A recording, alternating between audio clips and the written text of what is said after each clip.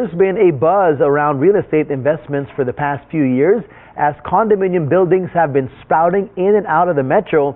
Nowadays, condotels or condominium units used for short-term guests are attractive investments. But with so many real estate listing websites and brokers, there's still difficulty in acquiring a property for investors and homeowners. Now, that can be done with just one click and a few swipes.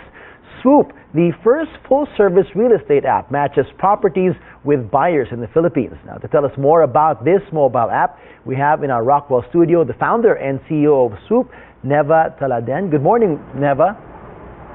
Hey, good morning, TJ. Hi, good morning. I'm good. Thank you for joining us, and tell us a bit more about Swoop. Now, first of all, normally when we see apps like yours, which the industry likes to call disruptors, pretty much, they're trying to solve a problem. So what was the problem, or what were the problems that you saw within the real estate industry first and foremost that you felt needed fixing or needed some changing? Yeah, so we fondly call Swoop the Tinder of real estate. Okay. So it's not just the user interface that's similar. It's actually because we manage relationships. Real estate is a very complex process, especially here in the Philippines, because you know that our process has a lot left to be desired. It's not very efficient. There's no one repository of information. And so we manage all of that. We want to manage all of that in the app eventually. But right now we're focusing really on customer service, which is the relationship. Because at the end of the day, when you buy a house or you move or rent to a condo, it's a life event. And you want to have someone that you trust or somebody who answers to your needs, to your specific needs.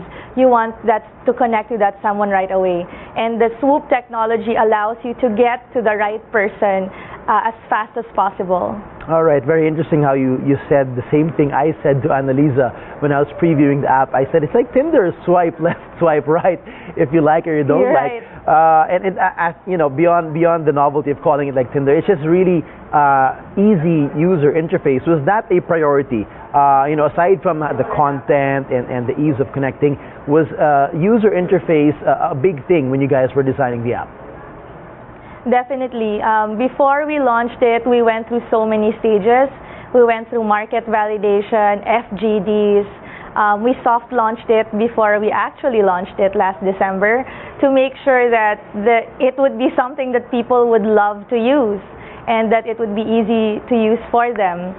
So it's not just when it comes to real estate technology, what we're missing is people just don't want to be matched with properties or brokers. They want to be taken care of because this is one of the biggest decisions that they will make in their lives. It's, as I said, it's a life event. So that's really the missing ingredient, the owning of the customer experience overall. Right. Now, the next thing that, of course, anybody would notice when you download the Swoop app, and after you, by the way, easily sign up, which is nice and painless, you can just tap your Facebook to sign up as well, is the 360-degree photos. That's apparently by default. That's the first thing you see. So, of course, our viewers won't see it now, but all I had to do was just do this. I'm like, hey, I'm looking at the property from a 360 view. Tell us about this bit of technology, which it's growing. Maybe not a lot of people are aware what a 360 photo is, but tell us a bit about that and how you felt this was the right thing to do, aside from just putting photos of every room and every little angle that you could try to put in there. Yeah. So one of the pain points in the city is really traffic, right? So you don't want to waste your time going to a viewing and it's not the right fit. If you have VR technology or 360, you see more aspects of the property that you don't normally see in static photos. You can see the ceiling, you can see the details of the floor, you can zoom in on certain aspects of the property, and if you tap the other parts of the property description page, you can actually see the neighborhood. You can use the street view embedded there to see if you like the neighborhood or not, because oftentimes you like the unit or you like the house, but then you don't know what the neighborhood is like, and sometimes that's a deal breaker.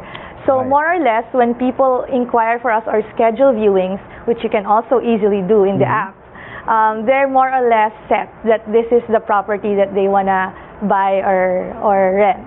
Well, that's an excellent point. Would you say that in the past, or the standard currently of having photos that, and I've seen this with other photos of small condominiums, they put a GoPro with a wide lens at the corner, and to some they may say it's misleading. Hey, it's big, but when you actually go there, wow, it's tiny. Is that something that you wanted to address with the use of these images that you have with 360 photos, and as well showing the surrounding areas, so just basically give them as much of a realistic experience as possible?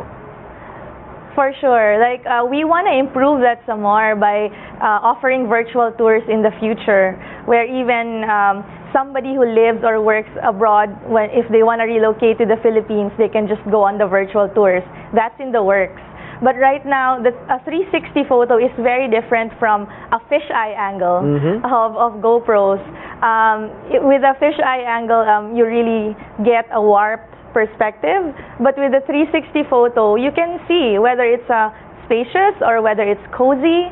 It doesn't warp the dimensions. The camera is very keen in capturing the actual details of the property. I agree, and it's a lot of fun too. For those who haven't tried 360 photos, you can either move your phone or your tablet, or just move it around with the finger. Or scroll. Okay. Exactly. Yeah. All right. Now here's one eye-popping bit about your app. Apparently, you're only charging a very low interest rate or commission rate of only 1%. Yeah. Tell us a bit about this and how you dare bring it down to such a low rate of only 1%, and how this is. Is this rocking the real estate industry right now?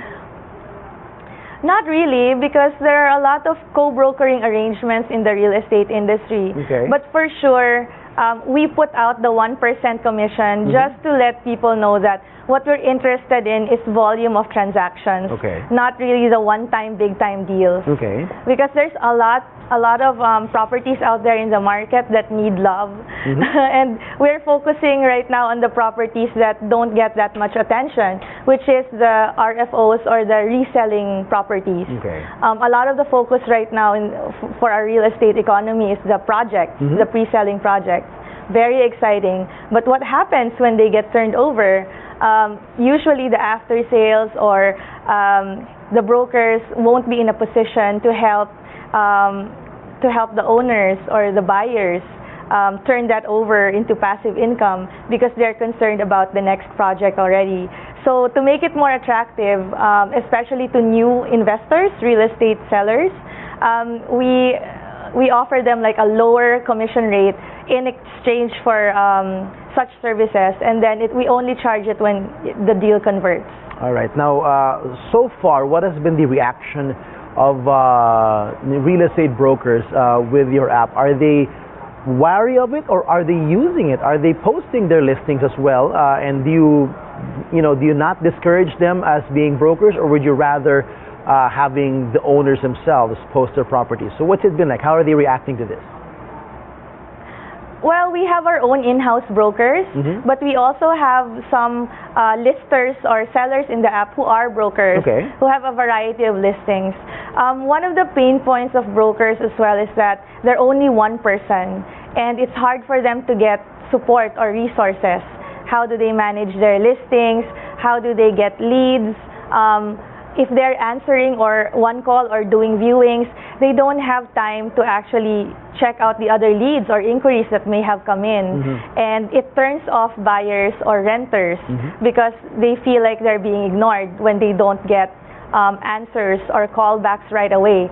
So Swoop, actually, they can use the tool because we have our own in-house advocates to answer, who will become experts on the property that they list, and to answer and to schedule viewings for them.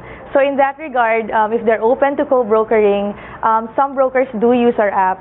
But we have developers who are partners as well, and they've entrusted us, like MegaWorld and KMC Savills. So they've entrusted us with their residential and ready for occupancy units and condos for sale or lease. Because it's a convenient way for their clients to get taken care of in an efficient way. We sort of become their de facto marketing and after-sales arm by using the platform. So I'd say that there really is a gap in the market, and Swoop is just addressing it. Interesting. Now, how does this work? Would you say hand in hand with what else is out there? Like, let's say Airbnb. I know a lot of people who own condominium units. They've been frustrated in the difficulty of finding long-term rent or long-term lease agreements with people who'd come in. So they've opted for the short term, and they go Airbnb, and they've realized, hey, they make a little bit more money on that. How do you get a feel of the market in terms of people who own properties? Would they rather go the Airbnb route or the route of going for long-term lease with Swoop, or they can do it, at the same time? How do you see this potential working together? Yeah, that's a very good point. Right now, especially when you deal with condos in the CBDs, it's really a robust rental economy. So even short-term and long-term leasing, both of those are good investments. Often the sellers that are listing in our app, they're open to both the short-term and the long-term, as long as somebody helps them manage the property. And so that's also where we come in, because we also do property management for them. We're basically a one-stop app, as we like to call it. Because also when you're a seller and you list with us, you also list with all the other real estate websites. Right. And we're working on listing them as the de facto host for Airbnb as well.